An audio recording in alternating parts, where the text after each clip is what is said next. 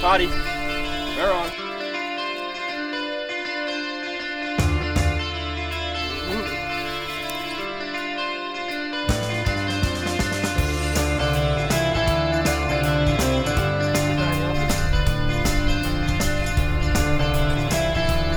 How good does this look?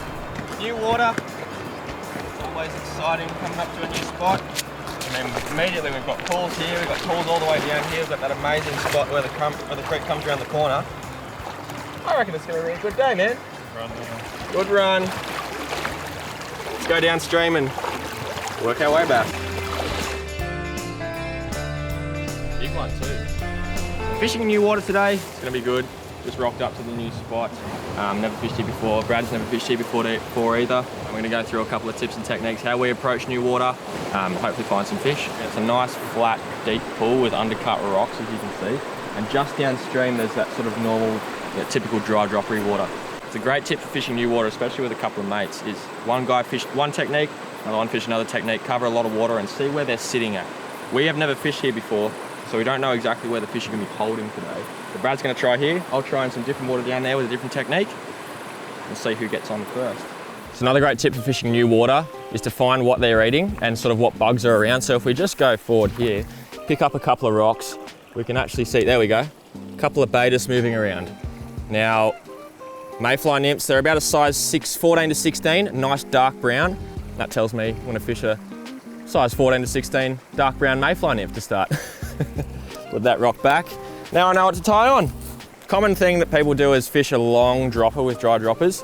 Now I tend to only run about 30 to 40 centimeters on my dry droppers. The reason for that is I still want the fish to eat this hopper, and they're going to be on the edges. And if I've got a meter or so dropper, I can't actually get this dry fly too close to the edge because we've got a meter extra of dropper.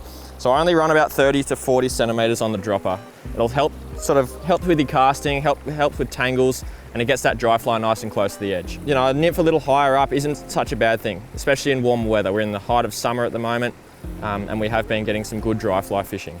So I'm primarily targeting this main bubble line. It's not very deep through here. I'm guessing they're going to be sitting in that main bubble line. It also channels out, deepens out a little bit.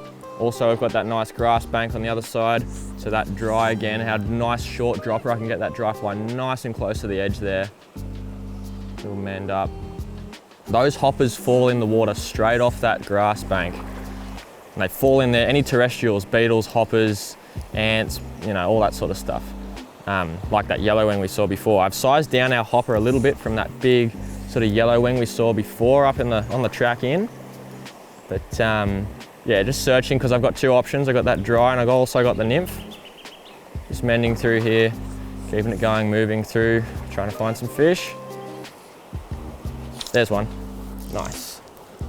Again, right in that deep, faster run. I just popped up slightly. Oh, he's going for it. That's a nice fish. Good fun on this sort of soft action 5-weight. Nice rainbow to start the morning. That's a nice fish. Oh, I don't need a net for that guy. Lovely rainbow. So now I've found that guy in this deep run. We'll let him go. So that was in that deep run there, right in those bubbles. And I fished this run at the back section here a couple times, and it's not until I took a couple steps up and just let that nymph drop a little bit further into his zone that he grabbed it. So this tells me, I mean, that's only one fish, but it tells me they're going to be sitting in this faster, riffly bubble water, if that's a thing. Similar to this.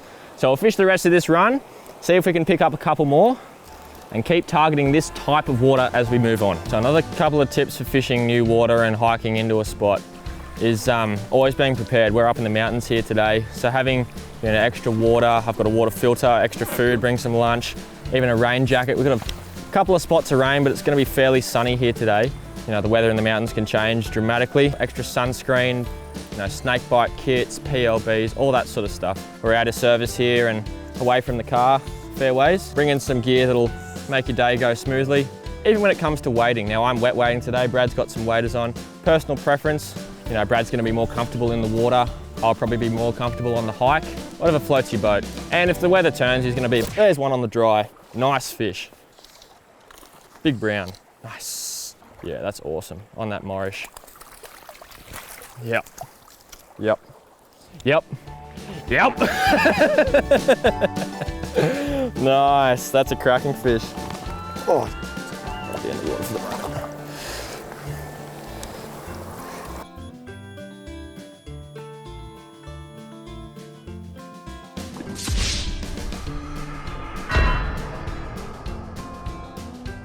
Nice brown, he absolutely smoked that Morish. Great thing to see. So we got one on the nymph, nice one on the dry. He wanted that hard, it was good. So, hop her out. Beautiful brownie. Love to see it.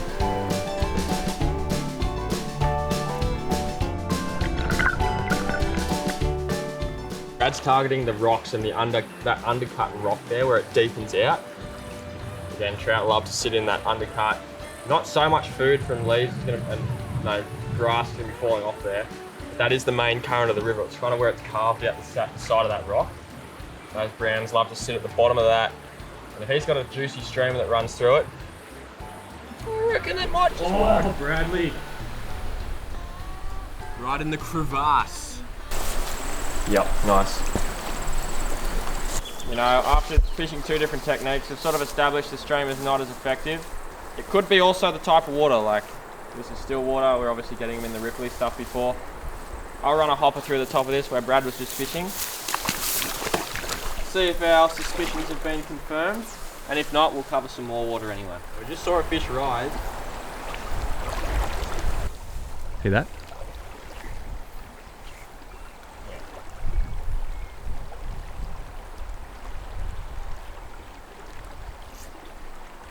That's where it was, right? Yeah.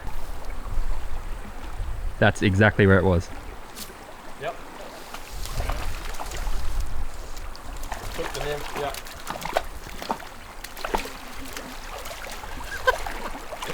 That was sick.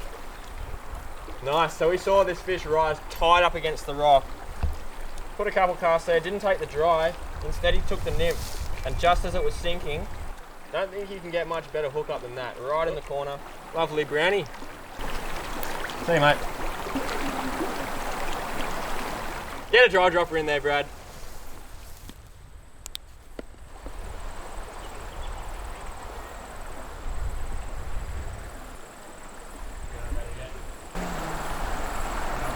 That's the same fish. We've got a fish that's actively feeding upstream. It's a common thing to suddenly rush up to it. Now Brad's doing the right thing and fishing his way because there still could be fish in between. We've seen him rise 3 or 4 times up towards the top of the run. You always make sure you fish your way up to it. Because we can see a fish up there, but we also can't see all the fish that are in between us. Especially on small water where it's a lot more at stake in terms of spooking.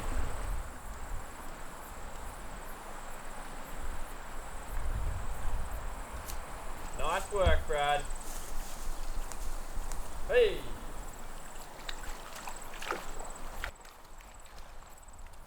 One on the board. That's the fish we saw, feeding up at the top of that run. Absolutely beautiful. Good work, man. Oh yeah! Boom! Dry droppers. Bottom line is, fish in that type of water you've had success on throughout the morning, which is the sort of top of the runs, the ripples, a little bit of moving water, a bit more cover, more water over their heads, and fish that. You'll cover a lot of water faster, pick up more fish, and you won't be wasting a lot of time. We've just seen another one rise up here, so Brad's going to see if he can do it back to back.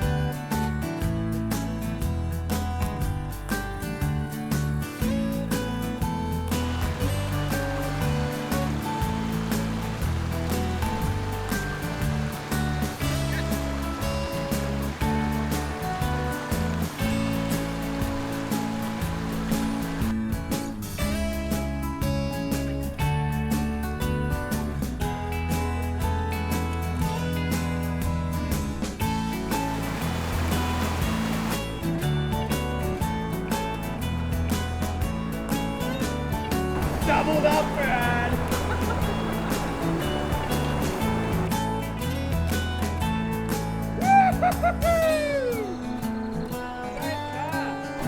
Doubled up rainbows. Mine's the bigger fish, of course, because, hey, doubled up. How good. Boom! Let's do it again.